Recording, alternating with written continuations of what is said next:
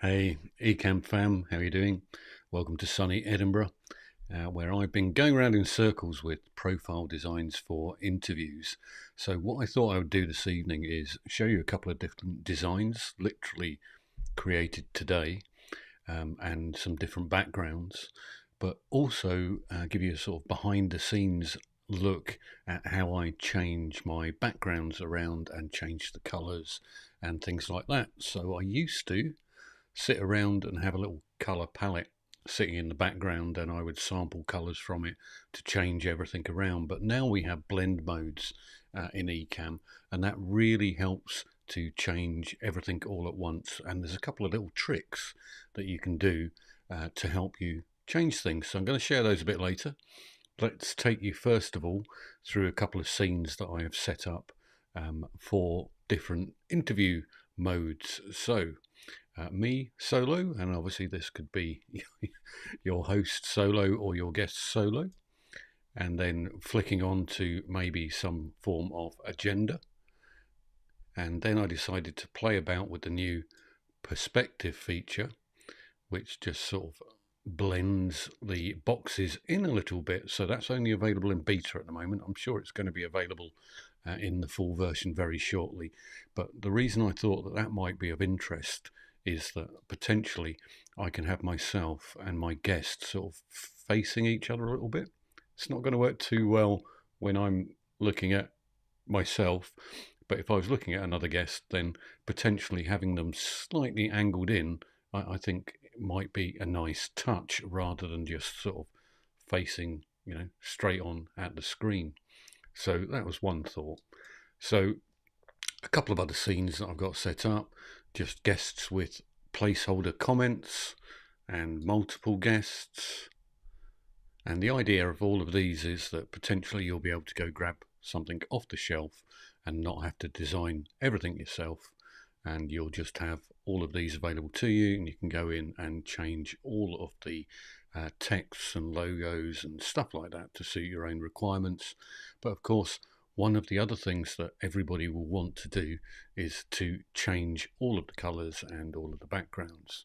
So let me show you a few different backgrounds that I have available to me, and then I'm going to go into live demo mode and show you where they sit within the profile.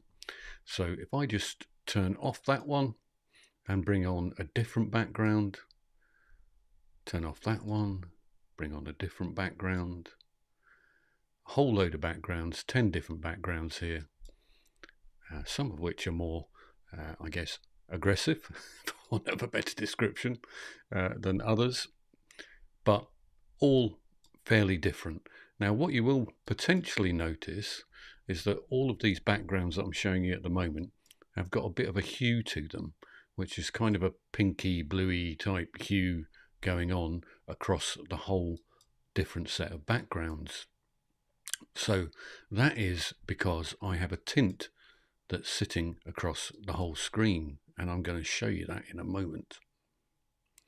Hide that one, bring on another one, and this one is particularly kind of aggressive, for want of a better description. So we'll come back to that one and look at how you might change that to make it less, less bright and breezy. So let's turn that one off, because what you could also do is you could bring in a picture in the background. So if I bring in a picture in the background, this is me on holiday in Mallorca, but there is a blend going on, a tint and a blend, which is making that all pink and purple. So let me just turn that off, and that's the original picture.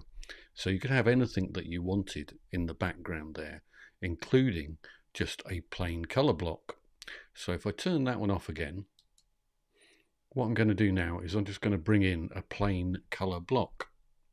So here is a color block, and literally I can go and change that for any color that I want to change the color for, and I can blend that, so I can choose a gradient mode in the background if I don't want this super fancy looking look and feel in the background. And I can also flick on my blend mode again, and that's going to sort of change the colors slightly for me as well. So that's sort of blending my background in with what my overground, I don't know if overground's the right word, but my color over the top. So I'm going to come into live demo mode now and show you what that looks like. So live demo mode is coming on, and I always make a bit of a mess of this, but let me come in and see if I can zoom in a little bit so that you can see what's going on in the background. So in showing background here, over on the right hand side, I have got all of my different backgrounds. So if I turn off this color block here and bring on this business one, then that's one of the backgrounds that I had available to me, and all I'm doing is flicking between the different backgrounds. But what does that mean in terms of changing colors? Well, here's my color block background, which is just literally a single square covering the whole screen. If I turn off the tint and blend, which is also a single square covering the whole screen, or a single rectangle, then I've got what was my original color. But what actually is happening is the tint and blend is changing that color for me. So it's not changing one thing, it's changing the whole lot. So if I come into that tint and blend, I'm going to leave it on at the moment.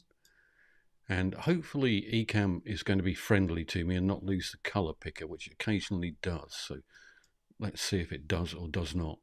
It's kept my color picker for me, which is great. So I can now choose a tint and blend, and this is covering the whole screen. So it's not just, you're not having to go and change every single item on the screen. It's going to tint and blend everything with whatever color you choose. Now, it is a bit of a sort of a lottery as to what the blends look like, and some will sort of disappear and some will look terrible. Green always looks terrible, but others look quite good. So there's a bit of experimenting going on, and you might want to choose from your own color palette to get things which you're more used to. But you can see here that what it's doing is it's changing all of the colors on the screen for me. So I'm not having to sort of jump around and redesign every scene and redesign every element. It's purely because I had that tint going on across the whole screen. So that was the tint and blend there. Now what I can also do is bring in a blur as well if I want to. So why would I do that? Let me turn off the color block there, and I'm going to bring back in that particularly bright and breezy all-screen version of the background. So here's my all-screen version of the background in bright colors. So what I can do with this is a couple of different things. I can click on my blur and make that almost invisible in terms of what is happening with the blur. So you can go change your slider here and make it more blurry or less blurry, so that as opposed to having something that was really dramatic, I've just got some light looking fades going on in the background there, which is quite cool. If I then come back up to my tint and blend here, I can also choose the colors again. So for instance, I could pick a black, and that's suddenly become very, very dark, and really, you know, that's quite pleasant as opposed to what I had beforehand. So let me see if I can come back out of live demo mode to show you what that looks like. So shrink the screen up a bit so I can see what I'm actually doing.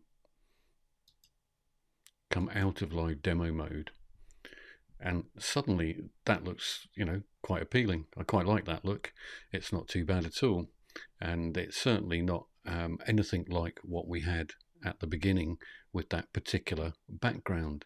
So that is how potentially you can utilize just a couple of rectangles in showing background and place them over the top of your backgrounds and change all of the colors, and then do some blend stuff as well as adding in a bit of blur.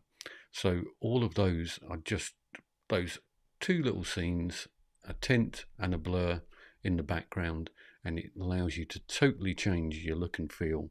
And you may well want to do that for instance, for yourself, or if you've got a client who's got a selection of things that you want to have a look at, you'll be able to demonstrate how you can change the look and feel for that particular client. And I've used that fairly recently to blend in a client's logos and colours with the backgrounds.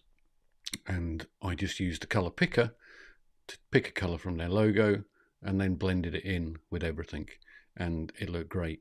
Really, really easy to use and simple too. So let's flick down a couple of scenes to see what this looks like in the background with this newly created different version of what was previously looking like a very aggressive and bright background. I've toned it all down and I've changed the colours to more black, I suppose, for want of a better description.